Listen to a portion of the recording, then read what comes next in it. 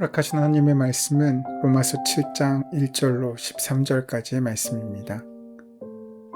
형제들아, 내가 법 아는 자들에게 말하노니 너희는 그 법이 사람이 살 동안만 그를 주관하는 줄 알지 못하느냐. 남편 있는 여인이 그 남편 생전에는 법으로 그에게 매인 바 되나 만일 그 남편이 죽으면 남편의 법에서 벗어나느니라. 그러므로 만일 그 남편 생전에 다른 남자에게 가면 음녀라.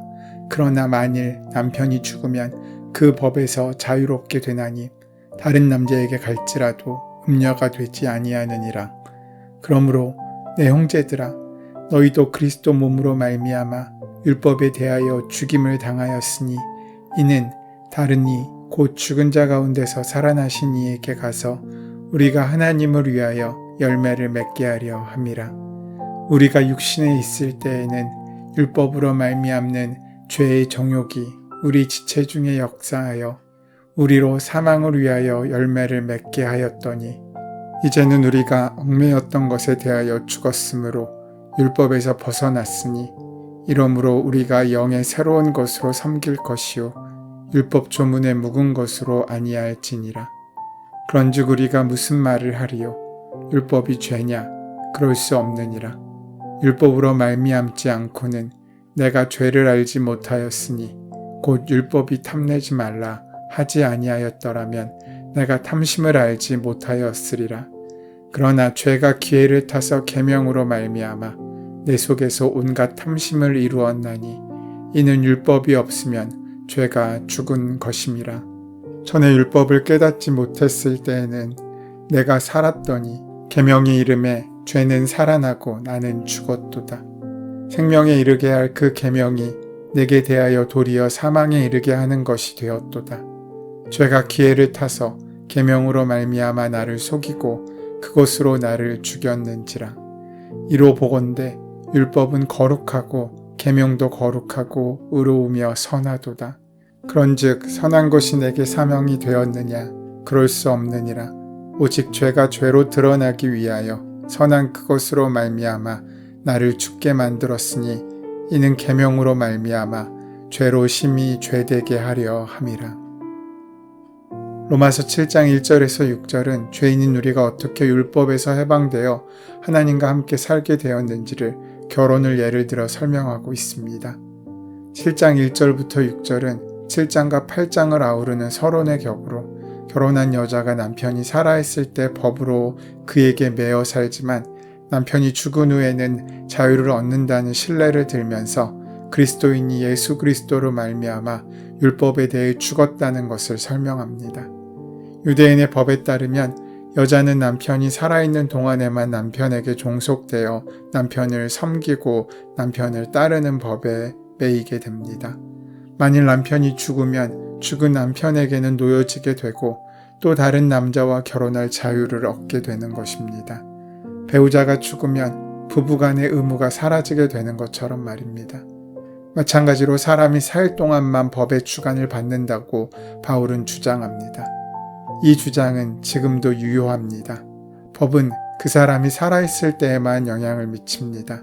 어떤 범죄에 대해 피의자로 혐의가 있다고 하더라도 만약 그 사람이 죽으면 검찰은 그에게 공소권이 없으므로 철회해버립니다. 당시 유대교 랍비들도 이처럼 가르쳤는데 당시 랍비들은 사람이 죽을 때 그는 율법과 계명에서 해방된다고 가르쳤다고 합니다. 로마서 6장 2절에서 우리를 죄에 대하여 죽었다고 선언하고 있고 15절에서는 모세의 율법 아래 있지 않다고 말했던 바울은 이곳에서 남편의 죽음으로 자유를 얻은 아내를 예를 들어 3절에서 이렇게 말합니다. 그러므로 만일 그 남편 생전에 다른 남자에게 가면 음녀라. 그러나 만일 남편이 죽으면 그 법에서 자유롭게 되나니 다른 남자에게 갈지라도 음녀가 되지 아니하느니라. 만일 결혼한 여자가 남편이 살아있는 동안에 다른 남자와 결혼하면 그녀는 간음죄에 간주되어 처벌을 받게 됩니다. 그러나 남편이 죽었다면 남편에 대한 아내로서의 의무가 끝난 것이기 때문에 그는 죄를 지은 사람이 아니라 재혼할 수 있는 자유를 누릴 수 있게 되는 것입니다. 결혼을 예를 들어 바울이 설명하고자 하는 것은 주님이 십자가에서 돌아가셨을 때 우리도 주님과 함께 율법에 대하여 죽었다는 것입니다. 다시 말해 그리스도와 함께 죽은 사람은 율법에 대한 의무에서 완전히 벗어난다는 것입니다. 주님께서 십자가에서 우리의 죄의 대가를 치르심으로 율법에 대한 우리의 의무나 빚도 청산된 것입니다. 그러나 이제는 율법과 상관없이 오직 예수 그리스도를 믿음으로 새로운 의의 길을 걸을 수 있게 된 것입니다. 유대인들이 자신의 목숨처럼 귀하게 지키고 있던 율법은 단지 죄를 드러나게만 할 뿐이라고 5절에서 이야기합니다. 우리가 육신이 있을 때에는 율법으로 말미암는 죄의 정욕이 우리 지체 중에 역사하여 우리로 사망을 위하여 열매를 맺게 하였더니 라고 말씀합니다. 죄의 정욕은 색욕과 분노와 증오, 악한 뜻, 시기, 터무니없는 두려움 등으로 해석됩니다. 율법으로 인해 우리에게 숨겨져 있던 은밀한 죄가 드러나고 사람의 마음속이 악에 지배되고 있음이 밝혀졌지만 율법은 그런 죄의 정욕과 악을 해결할 만한 힘과 능력을 가지고 있지 못합니다. 바울은 너희가 율법에 대하여 죽고 그리스도의 은혜 아래서 살아간다는 것을 계속하여 선포하고 있습니다. 죽은 남편에 불과한 율법에서 이미 해방되었음에도 그 남편에게 여전히 매여 있다고 한다면, 그 남편과 함께 살아가려고 한다면 그것은 얼마나 어리석은 일이겠습니까? 그래서 바울은 4절에서 이렇게 말하고 있습니다. 그러므로 내 형제들아, 너희도 그리스도의 몸으로 말미암아 율법에 대하여 죽임을 당하였으니 이는 다른 이 곧 죽은 자 가운데서 살아나신 이에게 가서 우리가 하나님을 위하여 열매 맺게 하려 함이라. 그리스도의 십자가 죽음을 통해 신자는 율법에 대하여 죽었고 그리스도의 지배로 이전되었으며 하나님을 위하여 거룩한 열매를 맺는 거룩한 삶을 살아야 한다는 말씀입니다. 여기서 열매는 갈라디아서 5장의 9가지 성령의 열매나 에베소서 5장 9절의 빛의 열매처럼 거룩한 삶을 의미합니다. 그러므로 이제 우리가 할 일은 영의 새로운 것으로 하나님을 섬기는 일입니다. 새 번역에서는 성령이 주시는 새 정신으로 하나님을 섬기라고 번역하고 있습니다. 율법 조문에 매여 이렇게 섬겨라 저렇게 섬겨라는 그 말에 휘둘리지 말고 성령의 새롭게 하신 은혜를 바탕으로 자발적으로 기쁨으로 하나님이 이루신 구원의 새로운 지평을 이해하여 말씀을 이루어가는 삶을 살라는 하나님의 초청입니다. 말로만 전능하신 하나님을 믿는다고 고백할 것이 아니라 지금 성령이 주시는 새 정신으로 나의 신앙 고백을 점검하고 어떤 순간에도 나를 붙잡아 인도하시는 하나님의 손길을 느끼며 감사하는 삶을 살 수 있어야 합니다. 바울은 지금 로마교회 성도들에게 지금 자신을 부인하고 죽여야 한다고 호소하고 있지 않습니다. 오히려 이미 그리스도와 함께 죽었다라고 선언합니다. 성령으로 그리스도와 하나 되었으므로 함께 죽었을 뿐만 아니라 이전에 우리를 옥죄던 율법에서 이미 벗어났음을 말하고 있습니다.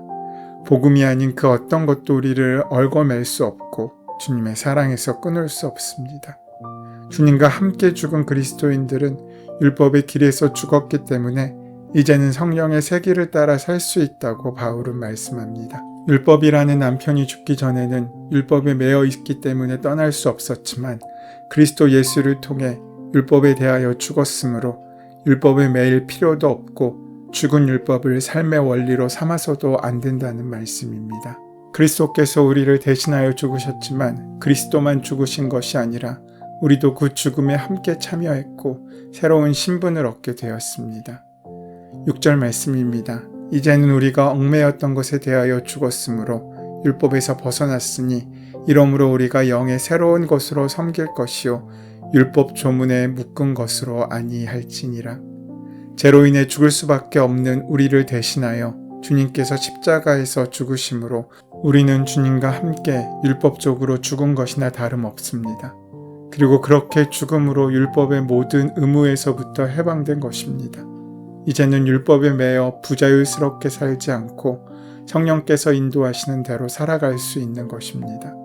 성령께서 우리 각 사람을 인도해 가실 때 잘 알아듣고 잘 따르는 순종의 삶이 우리의 과제이며 사명입니다. 그렇다면 율법을 위해 율법에 의해 살아온 그 율법은 죄입니까? 이런 질문에 대해 7절에서 13절 말씀은 이렇게 설명합니다. 율법이 죄인가? 라는 질문에 바울은 아니라고 단호하게 말씀합니다. 7절입니다. 그런즉 우리가 무슨 말을 하리요? 율법이 죄냐? 그럴 수 없느니라. 율법으로 말미암지 않고는 내가 죄를 알지 못하였으니 곧 율법이 탐내지 말라 하지 아니하였더라면 내가 탐심을 알지 못하였으리라. 율법의 본래 용도는 우리에게 죄를 가르쳐 주는 것이라고 말씀하고 있습니다. 율법이 없었다면 우리는 죄가 무엇인지도 모르고 죄를 짓고 있는 삶을 살 수밖에 없다는 것입니다. 바울은 탐심을 예를 들어 설명합니다. 사람은 자신의 것에 만족하지 못하고 다른 사람의 것을 탐내는 경향이 있습니다. 거의 모든 사람에게 있는 감정이기 때문에 우리는 이것을 당연한 것이라고 여깁니다. 그러나 율법은 탐심을 금하고 있기 때문에 우리가 남의 것을 탐내는 것은 하나님의 뜻에 어긋난다는 사실을 깨닫게 됩니다. 이 모든 것이 율법이 우리에게 가르쳐 주시는 것입니다. 탐심이 분명 죄이지만 율법이 없었다면 탐심이 죄라는 사실을 깨닫지 못했을 것이라는 것입니다. 그러므로 율법은 그 자체로 결코 죄가 아니라고 단호하게 말합니다. 계속해서 바울은 율법을 떠난 죄는 죽은 것이라고 8절에서 이야기합니다. 그러나 죄가 기회를 타서 계명으로 말미암아 내 속에서 온갖 탐심을 이루었나니 이는 율법이 없으면 죄가 죽은 것임이라. 하나님께서 아담과 하와에게 선악과를 먹지 말라는 율법을 주신 목적은 정말 그들이 존재 목적대로 하나님의 대사, 에덴을 가꾸는 제사장으로서 하나님께서 정하신 한계 속에서 생명을 누리게 하시기 위함이었습니다. 만일 탐심에 대한 율법이 없었다면 어느 누가 탐심의 죄로 말미암아 벌을 받았겠습니까? 살인을 금하는 율법이 없었다면 누가 사람을 죽여도 살인자라고 판결받고 심판받을 수 있겠습니까? 죄를 죄라고 규정하는 율법이 없는데 어떻게 사람들에게 잘못을 묻고 처벌할 수 있겠습니까? 그러므로 바울은 율법이 없는 곳에는 죄도 없고 처벌도 없으므로 죄는 죽은 것이라고 설명하고 있습니다. 만약 아담이 불순종하지 않았다면 그는 에덴에서 하나님과 대면하여 그 생명을 유지할 수 있었을 것입니다. 그러나 죄가 아담을 찾아와 하나님의 말씀을 통해 아담을 유혹했고 그 안에 탐심을 불러일으켰습니다. 결국 아담은 뱀의 유혹에 넘어가 그가 할 수 없었던 단 한 가지 선악과 열매를 취하여 하나님의 말씀을 저버리고 죄를 지음으로 죽음을 선택하게 된 것입니다. 생명을 주시라는 하나님의 말씀인 율법이 오히려 죄의 도구로 돌변하여 사람에게 죽음을 가져오게 된 것입니다. 그러나 그 죽음은 율법 자체로 말미암은 것이 아니라 율법을 도구로 삼은 죄의 준동에 넘어진 결과입니다. 9절에서 바울은 율법을 깨닫지 못할 때는 자신이 살아 있었다고 이야기합니다. 사람들은 대부분 자신이 선하고 의롭다고 생각합니다. 자신을 악한 죄인이라고 생각하는 경우는 드뭅니다. 그래서 자신이 옳다고 생각하는 대로 자기의 좋은 대로 행동합니다. 그러나 그것은 율법에 대한 무지에서 온 왜곡된 자유에 불과합니다. 그러던 어느 날 성령께 붙잡힌 바 되어 말씀에 자신을 비추어 보면 자신이 얼마나 부족한 사람인지 얼마나 큰 죄인인지를 발견하게 됩니다. 그래서 바울은 생명에 이르게 할 율법이 사실은 죽음을 가지고 왔다고 이야기한 것입니다. 이처럼 율법은 우리의 비참한 실체를 적나라하게 보여줍니다. 그 이후에 하나님의 은혜만이 우리에게 유일한 소망임을 깨닫게 해줍니다.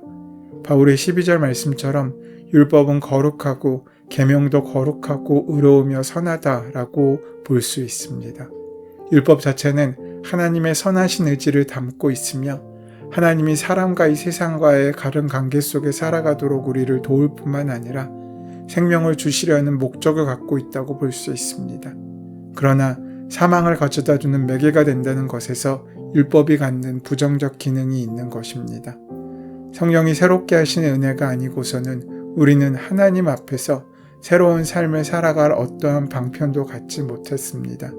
그저 내 힘으로 율법 조문을 지키려고 발버둥 쳐봤자 죄가 오히려 율법을 도구 삼아 우리를 불안케하고 잠식시켜 나가는 것을 그저 두고 볼 따름이었습니다. 율법과 계명으로 인해 드러난 우리의 죄를 해결하실 분은 예수 그리스도 외에 그 누구도 그 무엇도 없습니다. 그러므로 우리가 날마다 주님 앞에 서며 주님을 만나고 주의 말씀에 순종하는 믿음의 삶을 살아가지 않는다면 우리는 죄를 따라 죽음에 이르는 어쩔 수 없는 삶에 이르게 됩니다. 오늘도 우리를 책임지시고 인도하시는 하나님의 은혜 가운데 주님과 함께 그 길을 걸어 천국과 소망에 이르는 귀하고 멋진 삶을 살아가는 저와 여러분 되시기를 소원하고 축원합니다. 은혜의 주님, 율법을 도구로 죄를 죄인 줄도 모르고 살았던 우리가 구원받지 못할 죄인임을 깨닫게 하시고 그런 우리를 은혜 가운데 구원하시니 감사합니다. 이제 그 말씀을 의지하게 하여 주시옵고 그 은혜로 오늘 하루를 말씀을 이루는 복된 삶으로 이끌어 주시옵고 동행하여 주시옵소서. 예수님의 이름으로 기도드립니다. 아멘. 이제 오늘 이 아침 우리에게 허락하신 본문의 말씀이 오늘 나에게 주시는 하나님의 음성으로 만나지기 위하여 본문의 말씀을 깊이 묵상하시고 함께 기도하는 시간 가지도록 하겠습니다. 함께 기도합니다.